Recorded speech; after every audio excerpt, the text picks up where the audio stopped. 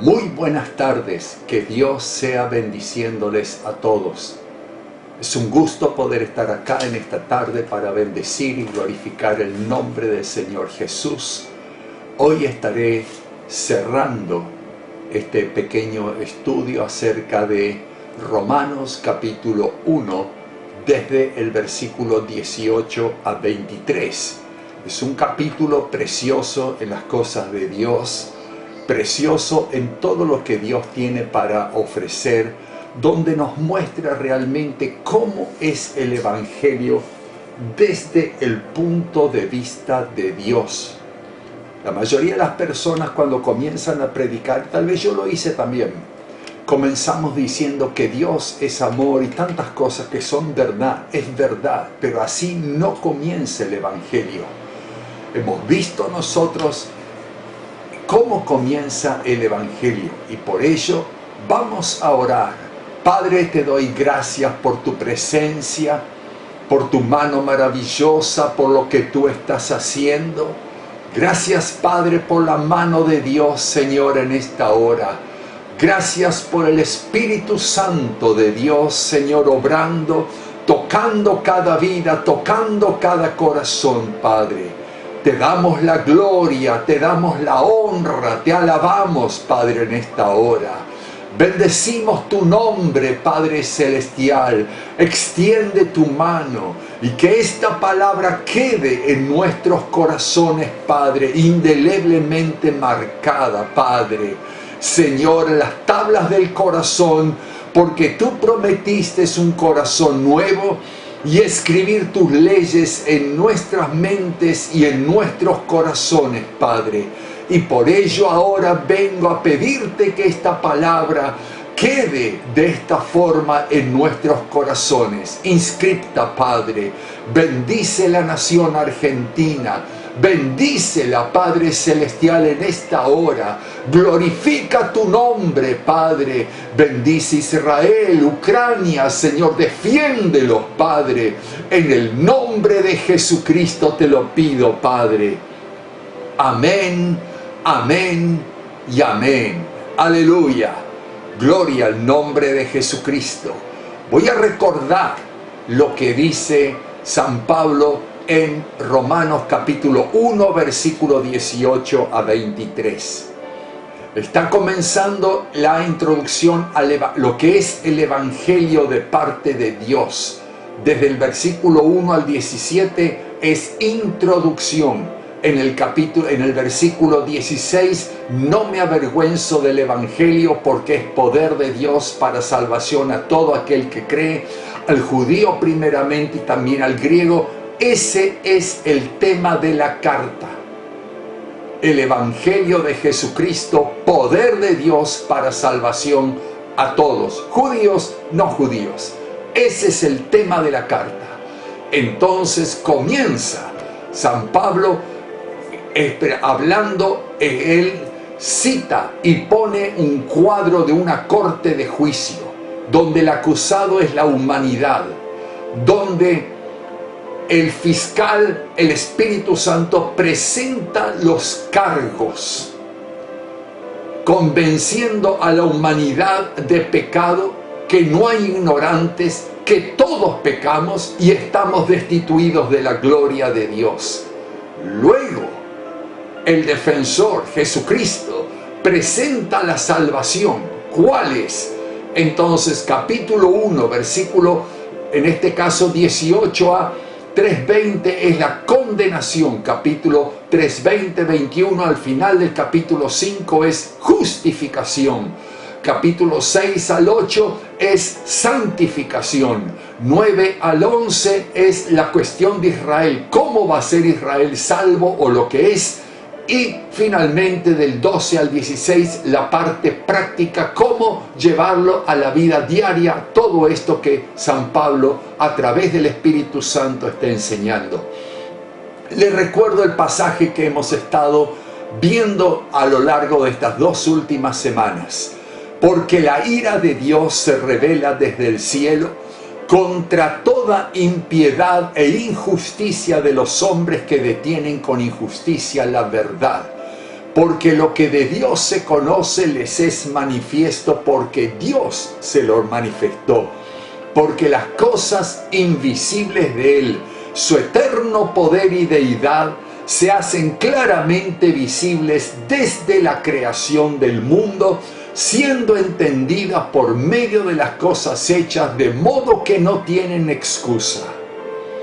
Pues habiendo conocido a Dios, no le glorificaron como a Dios ni le dieron gracias, sino que se envanecieron en sus razonamientos y su necio corazón fue entenebrecido.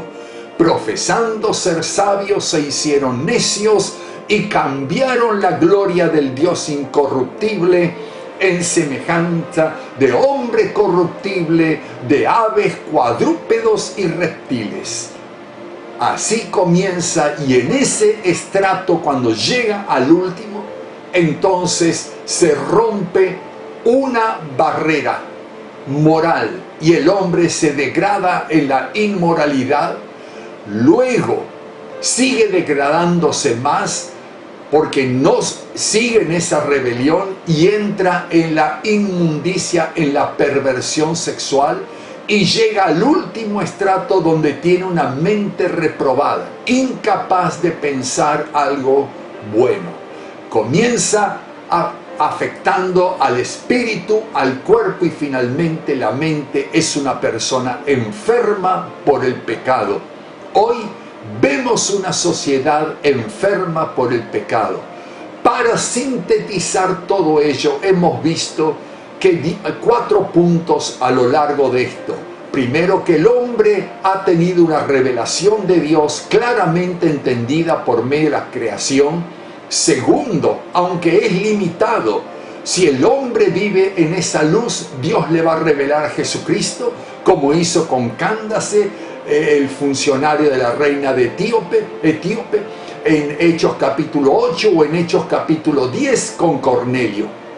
Pero, ahora, o con Naamán, el sirio, allí en Segunda de Reyes capítulo 5. Pero el hombre rechazó a Dios, le dio la espalda, habiendo conocido a Dios, no le glorificaron ni le dieron gracias. El hombre no quiso darle gracias a Dios, y al darle la espalda se tiene que justificar en su decisión. Aparece la racionalización, justificarse. Como él ha perdido la luz y le dio la espalda a la luz, lo único que le queda es justificarse con filosofías humanas y también con sus propias mentiras para justificarse por qué él vive así. Y finalmente cae al último, que es en ese tiniebla, dice, su necio corazón entenebrecido.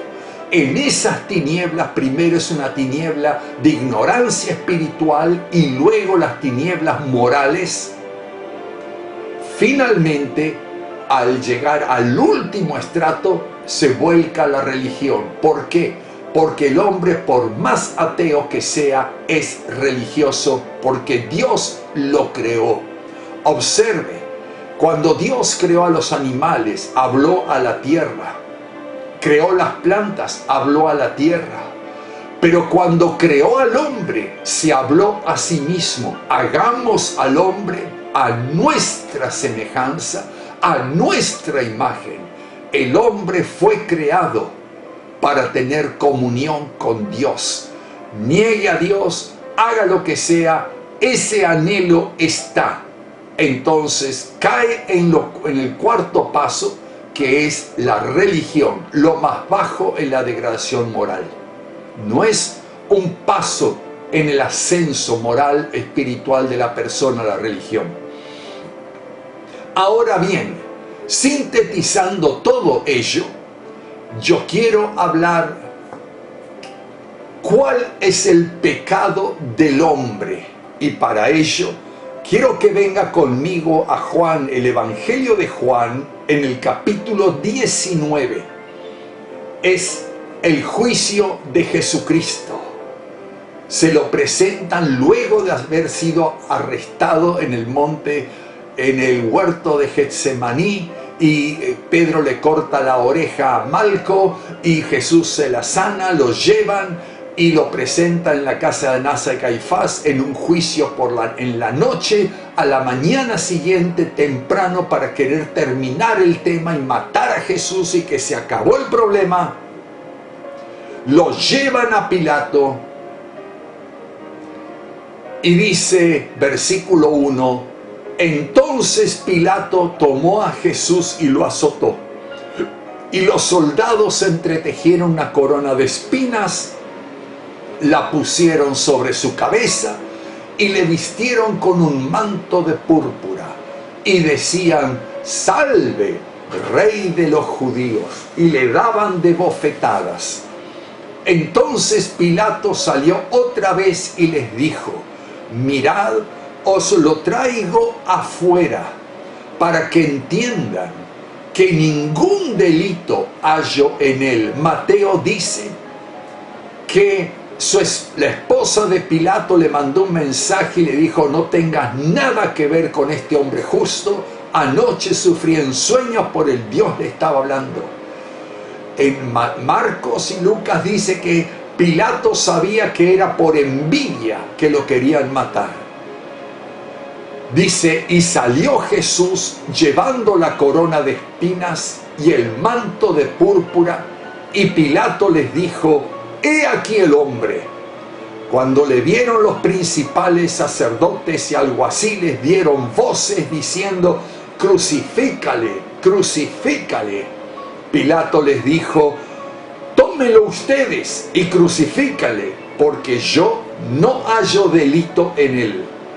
Los judíos respondieron, tenemos una ley,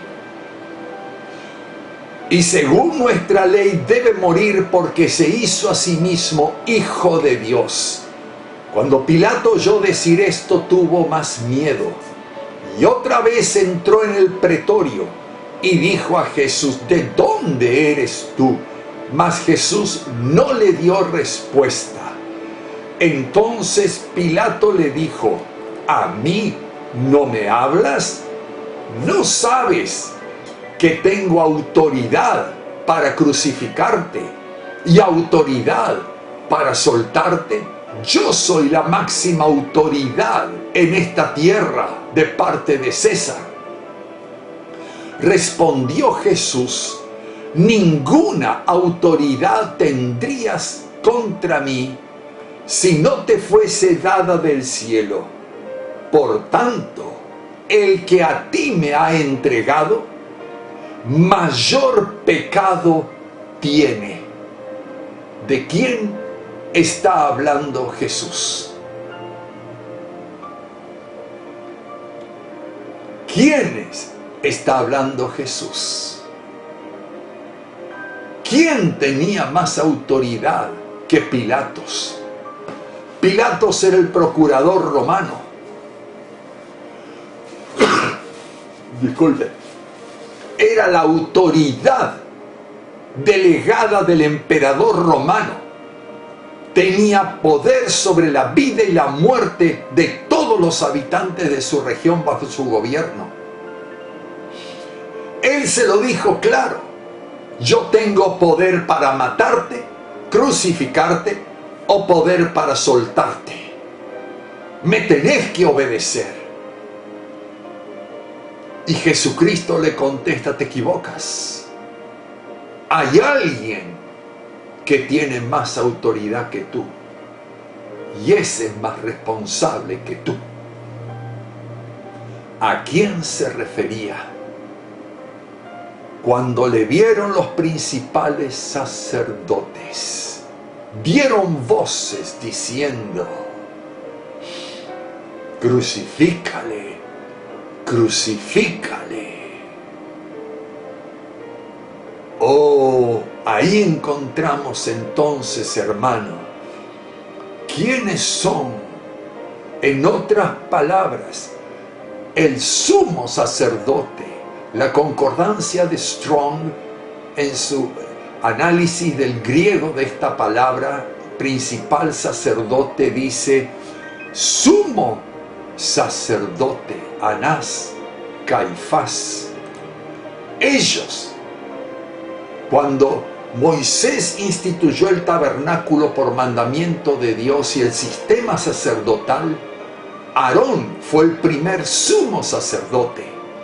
Luego sus hijos serían sacerdotes comunes, y de entre los hijos, uno a la muerte del padre sucedería como sumo sacerdote. Este sumo sacerdote, entre sus oficios, tenía el poder, era el único habilitado para entrar al lugar santísimo del templo tabernáculo una vez por año y hacer expiación. Una vez. Los demás sacerdotes entraban hasta el lugar santo. Allí ofrecían los sacrificios y las ofrendas y el incienso diariamente, semanalmente. Pero el sumo sacerdote, una vez al año, podía entrar hasta allá adentro. El sacerdote común representaba al creyente común hoy, al hermano. Él nos hizo reyes y sacerdote para su Dios. Pero el sumo sacerdote representaba a Cristo. Era símbolo, era tipo de Cristo.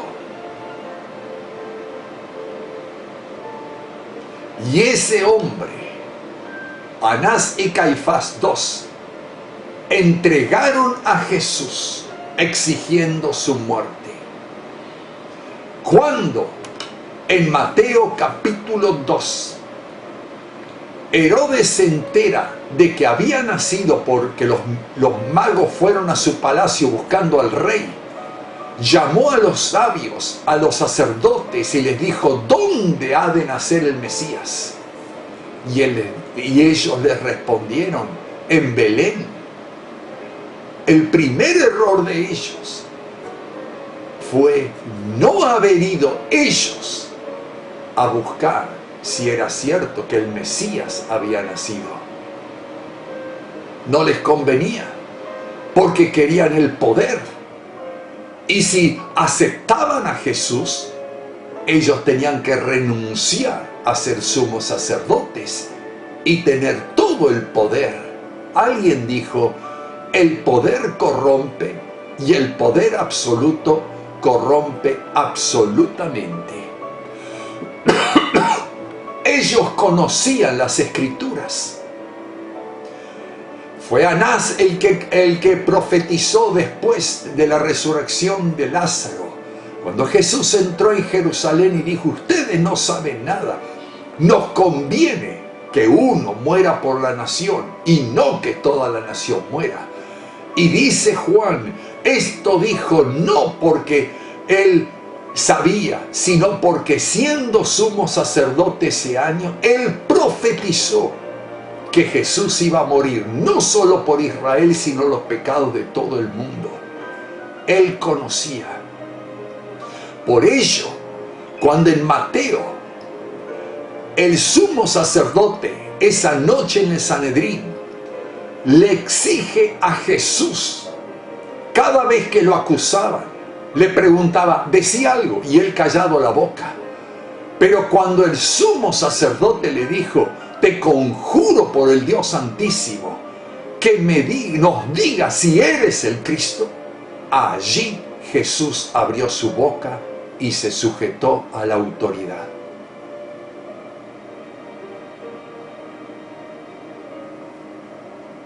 Contestó: yo soy. Punto. Ahora, delante de Pilato, Pilato lo desafía. No mal, sino para que hable. Quiere que hable, bajo amenaza, o de muerte, o de libertad. Y Jesús le dijo: no tendrías autoridad sobre mí si no te fuera dado el cielo. Por tanto, el que te entregó a mí tiene más pecado que tú. Se estaba refiriendo a los sumos sacerdotes, que conociendo todo, negaron y rechazaron a Jesús. Ese es el pecado. Se llama pecado contra la luz. Cerrar los ojos voluntariamente a la luz, a la revelación de Dios, a lo que conocemos de Dios. Ese es el pecado. Muchísimos creyentes no entienden. Se van de las iglesias y dicen: yo no hago nada malo, sigo en mi casa, está todo bien. Y no se dan cuenta que ellos están más caídos y son más responsables que aquellos que nunca conocieron el Evangelio. ¿Me explico? En un sentido, Jesús protegía a Pilato. Y dijo: hay otro que es más culpable acá. Los que tienen luz. Los que tienen luz. La luz que hemos recibido nos hace responsable. Al que mucho se le dio, más se le demanda. Recuerde eso, hermano. No es cosa, dice Hebreos capítulo 6, porque si pecáramos voluntariamente,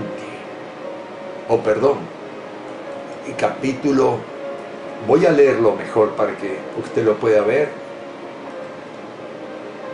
Dice, capítulo 6, 4, porque es imposible que los que una vez fueron iluminados y gustaron del don celestial y fueron hechos partícipe del Espíritu Santo y gustaron de la buena palabra de Dios, esos son los creyentes, y recayeron, sean otra vez renovados para arrepentimiento, crucificando de nuevo al Hijo de Dios para sí mismo y exponiéndolo a vituperio. Fíjese la gravedad de lo que es el pecado contra la luz. En Romanos 1 habla acerca de una luz básica, la revelación de Dios a través de la creación, su eterno poder y deidad. ¿Cuánto mayor castigo aquel que, conociendo a Jesucristo, se aparta y le da la espalda por H o por B? Eso es el pecado. ¿Cuál es la razón de que caemos tan bajo en esa situación? Hay un pecado muy simple. La Biblia no habla del origen. La Biblia lo habla como un hecho. Se llama rebelión. Fue esa rebelión la que transformó a Luzbel en Satanás y a sus ángeles que le siguieron en demonios. Yo pregunto, ¿había algún motivo en el cielo, en el Padre, Hijo, Espíritu Santo, que le causara disgusto a Luzbel para llevarlo a tomar la decisión de rebelarse? Él estaba cerca, dice Ezequiel 28 figurativamente, que él tenía a cargo los coros celestiales, estaba cerca. ¿Qué encontró? Si hubiera encontrado un defecto mínimo en el cielo no sería cielo. Si hubiera encontrado un defecto mínimo en la Trinidad, Dios no sería Dios. Pero no encontró ninguna excusa, no encontró ningún motivo. ¿Sabe por qué, hermano? Porque la rebelión es motivo suficiente en sí mismo.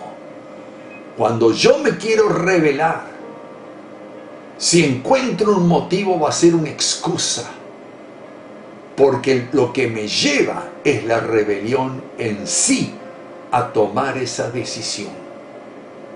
Y cuando yo me quiero rebelar, no interesan los motivos. Y si interesa, cualquier motivo es suficientemente bueno o valedero, como quien dice. ¿Me explico, hermano? Entonces, la Biblia no nos dice cómo entró la rebelión. No nos dice eso. Pero también tenemos que entender que Dios creó a los ángeles y al hombre como libre agente moral. Quiere decir con la capacidad de tomar decisiones libres. Por lo tanto, Satanás o Luzbel podía rebelarse o no. Esas son las dos opciones. ¿Sirvo o no sirvo? ¿Me rebelo o no me rebelo? No servir es rebelión. El hombre también. Por eso en el huerto del Edén, Dios puso dos árboles, de la vida y del conocimiento del bien y el mal, para que el hombre pudiera elegir. Y si elegía bien, iba a ser recompensado, porque Dios es un Dios que recompensa a los que le buscan. ¡Aleluya! ¿Entiende? Entonces, aquí encontramos, hermano, un problema grande en la vida de esta gente. Se rebelaron, no había motivos. Jesucristo en un momento se para y dice: ¿quién me redarguye de pecado? Nadie se lo pudo decir, nadie, a pesar de que por 3 años le buscaban por detrás. Iban entre la multitud y los discípulos que seguían a Jesús.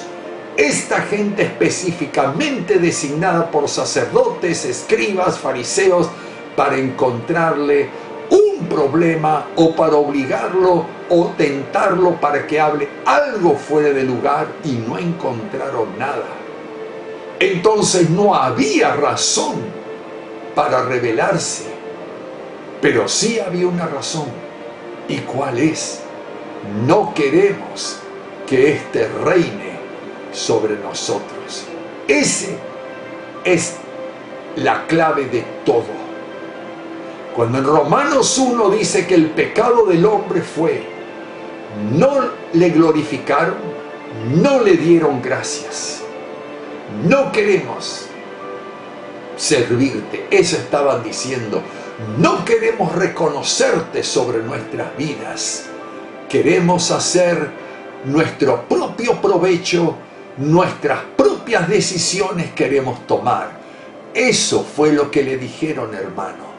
Entonces, ahí encontramos que esta gente, bien ilustrado en las parábolas que Jesús dijo acerca de los labradores malvados, cuando él cuenta del rey que mandó a su hijo amado a los viñateros que él había alquilado, que se las había dejado a su cuidado para recibir frutos. Dijeron: este es el heredero, matémoslo y la heredad será nuestra posesión, control, autoridad sobre lo que es de Dios. Y ahora ven a Jesucristo, saben que es el Mesías, lo rechazan voluntariamente y diciendo: no queremos que éste reine sobre nosotros. En Lucas, cuando lo presionan si es el Mesías, Jesucristo dijo: si se los pregunto, ustedes no me van a contestar. Y si se los digo, ustedes no me van a creer. En otras palabras, Jesús ya estaba condenado por esa gente. Solamente en ese juicio estaban buscando el motivo. La sentencia ya estaba, faltaba el delito. Y lo fabricaron. Aún Pilato se dio cuenta. Ese es el pecado más grande que un hombre puede caer. Tener revelación e iluminación de Dios y darle la espalda a sabiendas. Y cuando damos la espalda a sabiendas, ¿con qué cara volvemos? ¿Entiende, hermano? Ese es el pecado de muchos hoy, darle la espalda a Dios. Usted va a ver mucha gente, lamentablemente, que abandonó el camino del Señor por H o por B. Yo estoy en el camino del Señor, no digo en la perfección. Desde que tenía 19 años, 53 años hace, he visto en la iglesia lo bueno, lo malo y lo feo. Y aprendí a separar. Esto es de Dios, esto es del ser humano. Esto es carne, esto es espíritu. Dios nunca me falló. Yo fallé, pero Dios nunca me falló. Y en cuando yo tuve oportunidades y más que suficientes motivos para hacer cualquier cosa, una vez hermanos bien intencionados me dijeron: pastor, venga, tenemos el lugar, vamos a anunciar a los hermanos que tenemos culto y nos llevamos la gente a la iglesia nueva. Y yo les dije: no, me pueden acusar de cualquier cosa, pero jamás me van a acusar de dividir una iglesia. ¿Me explico? Eso es temor de Dios, mínimo. Y cuando uno tiene temor de Dios, se frena de muchas cosas que la carne nos incita a hacer, venganza, problema, cualquier cosa. Por ese temor de Dios eres protegido, porque dices: ahí yo no voy a entrar, ahí yo no voy a entrar.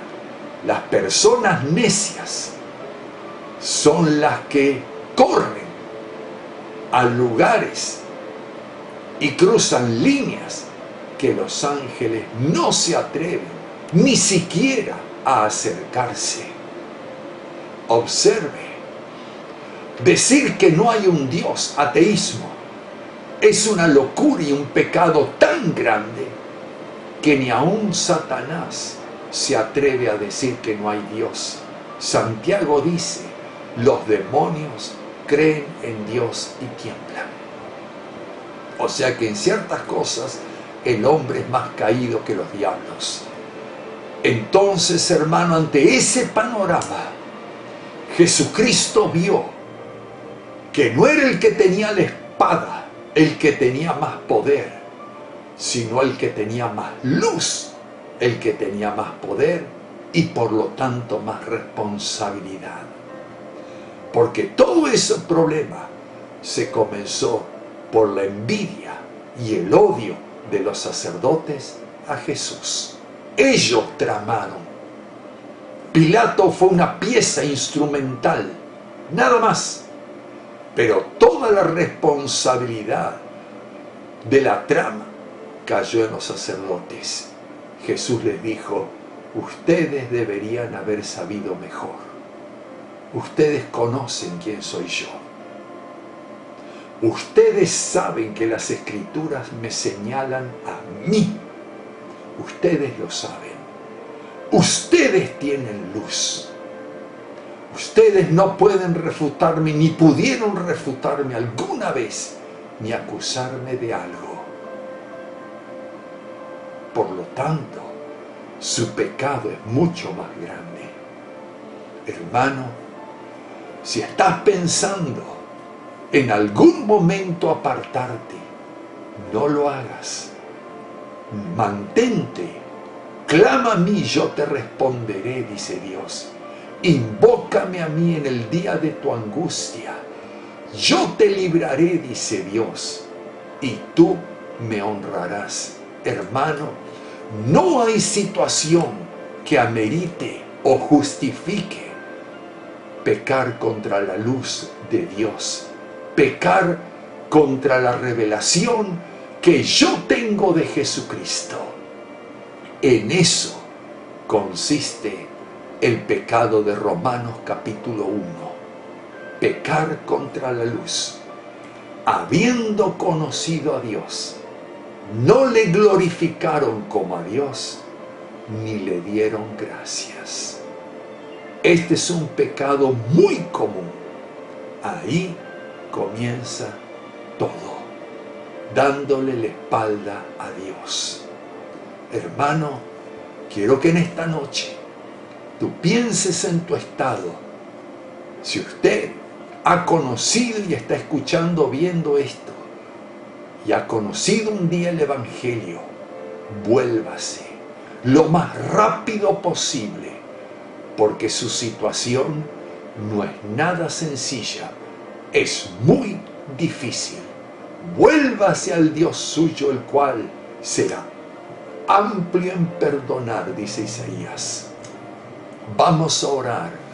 Padre, te doy gracias por tu palabra y tu mano preciosa. Te doy gracias, Padre Celestial, por el Espíritu de Dios, Señor, en esta noche. Gracias por tu palabra, Padre, estos días de estudio de esta porción de Romanos. Abre nuestro entendimiento y que quede en nuestros corazones esta palabra. Bendice cada vida, cada corazón, Padre, en esta hora. Padre mío, te lo pido en el nombre precioso de Jesús. Amén y amén. Y que Dios le bendiga. Y a partir de este miércoles vamos a estar ya en vivo nuevamente. Dios le bendiga.